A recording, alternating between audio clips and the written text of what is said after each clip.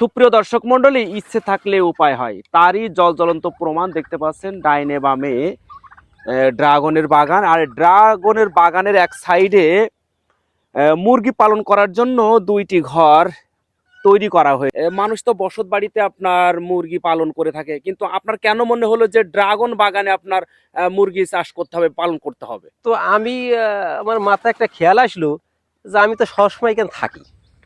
তো আমার আছে মনে হলো আমি কিছু মুরগি পেলে দেখি কেমন হয়। তবে মোটামুটি মুরগির চাষ খারাপ না, ভালো দেশি মুরগি।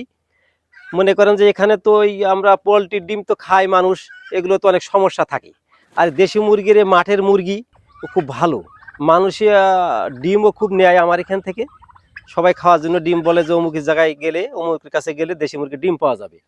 তো মোটামুটি মুরগি আমার বেশ কিছু হয়েছিল, তবে কিছু নষ্ট হয়ে গেছিলো আমারই কারণে।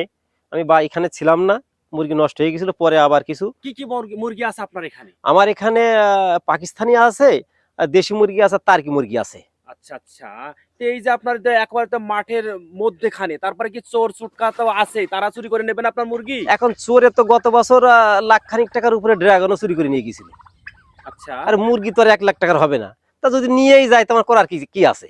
আর তারপরেও আমি আসি সবসময় এখানে, রাতে 1টা 2টা 3টা, এর কোনো টাইম নেই আমার আচ্ছা, থাকা পড়ে। শিয়াল শকুনি খায় না? শিয়াল শকুন আসবে কিভাবে? চারিপাশ তো ঘিরা, চারিপাশ মানে নেট দেওয়া আছে, তার কাটা দেওয়া আছে, এবং পাখি ঠেকানোর জন্য জাল দেওয়া আছে। এমনি শিয়াল আসতে পারে না।